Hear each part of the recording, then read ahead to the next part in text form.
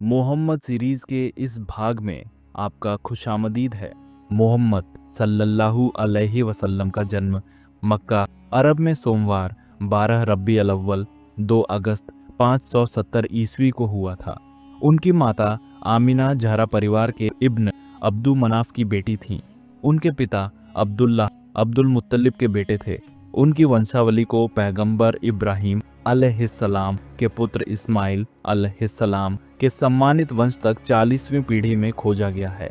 मोहम्मद सल्लल्लाहु अलैहि वसल्लम के जन्म से पहले ही उनके पिता का निधन हो गया था।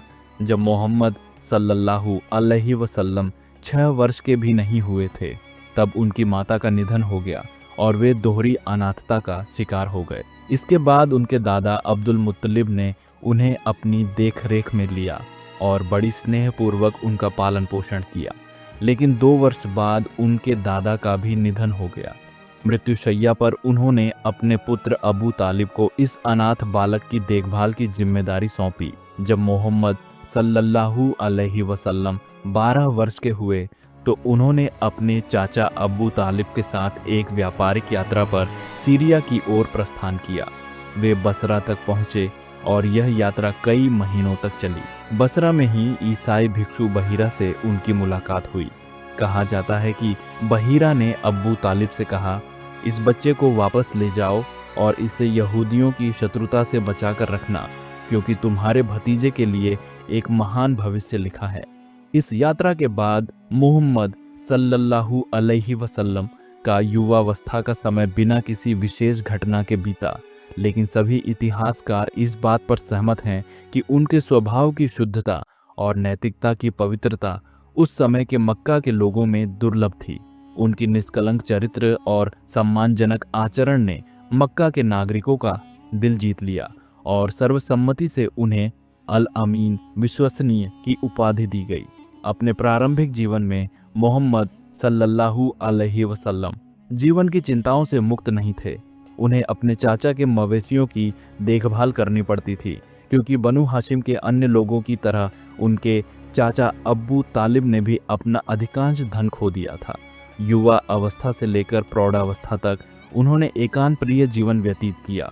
मक्का वासियों में फैली अराजकता, उकाज मेले, जो अरब का ओलंपिया कहलाता था, में आने वाले कबीलों के बीच बिना कारण होने वाले खूनी झगड़े और कुरैश की अनैतिकता व धार्मिक अविश्वास ने इस संवेदनशील युवक के हृदय में गहरी पीड़ा और दुख उत्पन्न किया। सामाजिक अन्याय और धार्मिक पतन की ये घटनाएं उस भ्रष्ट युग की विशेषताएं थीं। जब मोहम्मद सल्लल्लाहु अलैहि वसल्लम 25 वर्ष के हुए तो वे फिर से सीरिया की यात्रा पर गए। इस बार वे कुरैश की एक प्रतिष्ठित और धनवान विधवा खदीजा रज़ियल्लाहु अन्हा की व्यापार प्रबंधक के रूप में गए थे। उन्होंने इस जिम्मेदारी को पूर्ण निष्ठा और ईमानदारी से निभाया, जिससे प्रभावित होकर खदीजा रज़ियल्लाहु अन्हा ने उनके साथ विवाह कर लिया। यह विवाह अत्यंत शुभ और अद्वितीय रूप से सुखद साबित हुआ।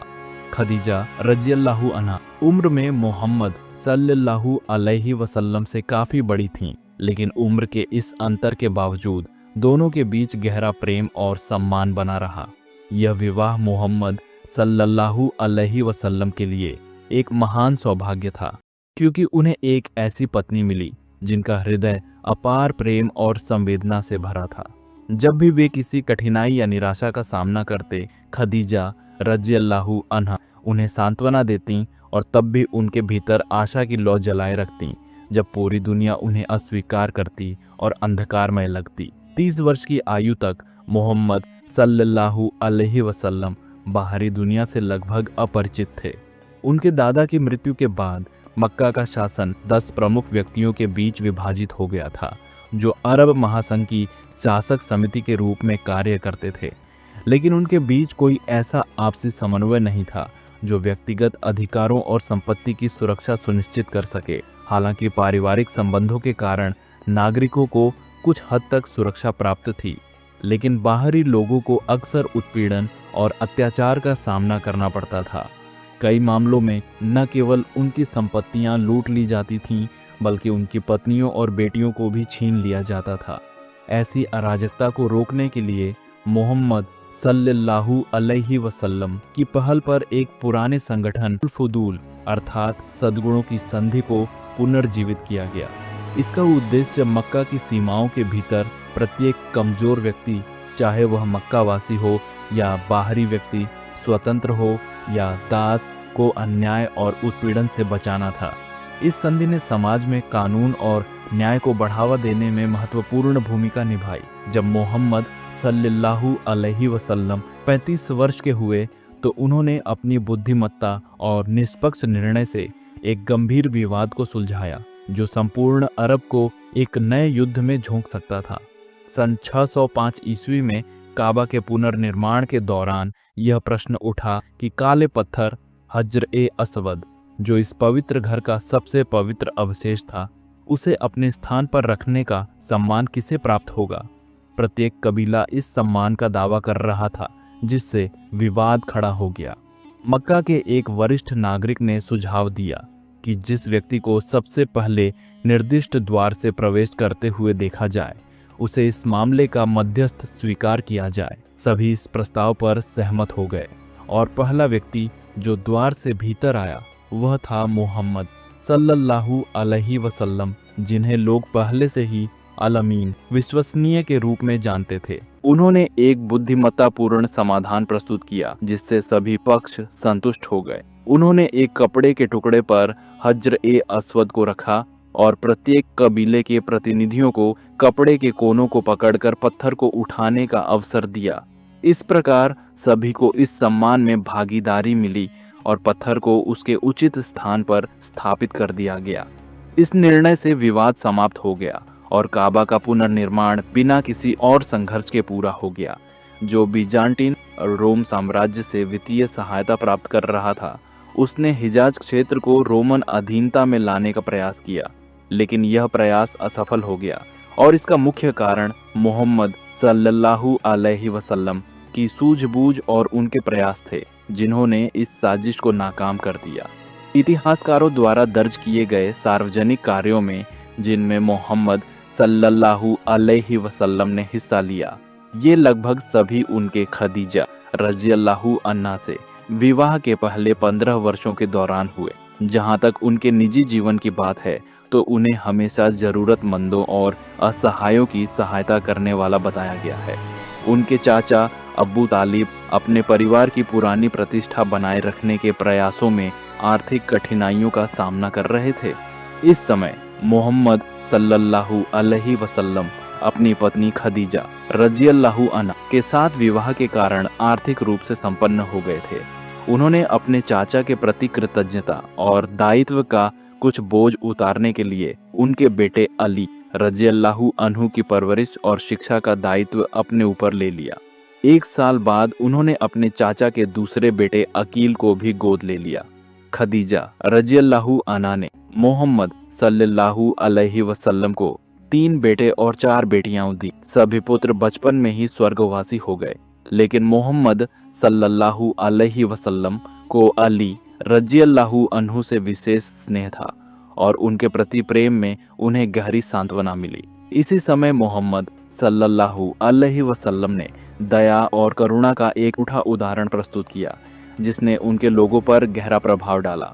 उनकी पत्नी खदीजा रज़ियल्लाहु अन्हा ने उन्हें एक युवा दास जैद इब्न हारिसा उपहार स्वरूप दिया था, जिसे बंदी बनाकर मक्का लाया गया था और वहां बेच दिया गया था।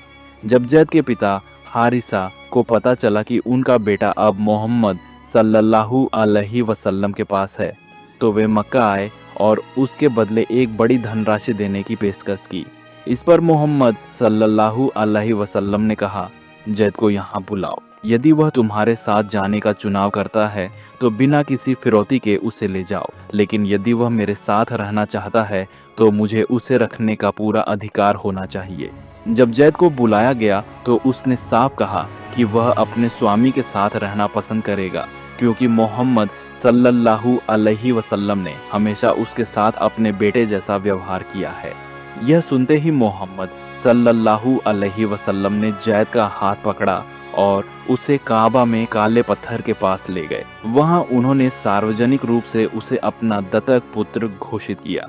जैद के पिता ने भी इस निर्णय को सहर्ष स्वीकार किया और संतुष्ट होकर अपने घर लौट गए। इसके बाद जैद को जैद बिन मोहम्मद, मोहम्मद का बेटा कहा जाने लगा, जब तक कि इस्लाम में गोद लिए गए बच्चों के लिए पैतृक नाम बनाए रखने का नियम स्थापित नहीं हुआ। अब मोहम्मद सल्लल्लाहु अलैहि वसल्लम 40 वर्ष की आयु के करीब पहुंच रहे थे और उनका मन गहरी चिंतन और मनन में व्यस्त रहता था। उनके सामने उनका अपना देश था, जो आपसी युद्धों और असहनीय मतभेदों से बुरी तरह घायल और बिखरा हुआ था। लोग जो अज्ञानता और बर्बरता में डूबे हुए थे, अंधविश्वासों और रीति रिवाजों में फंसे हुए थे। हालांकि वे रेगिस्तानी जीवन की कुछ नैतिकताओं से परिचित थे, लेकिन उनमें कोई कानूनबद्धता या दयालुता नहीं थी। उनकी 2 सीरिया यात्राओं ने उनके सामने नैतिक और सामाजिक पतन की एक भयानक तस्वीर खोल दी थी। विभिन्न संप्रदाय और धर्म एक दूसरे के खिलाफ लड़ रहे थे। उनका आपसी वैमनस्य हिजाज की घाटियों और रेगिस्तानों तक फैल चुका था और अरब की बस्तियों को उनके झगड़े और कटुता ने बुरी तरह प्रभावित किया था।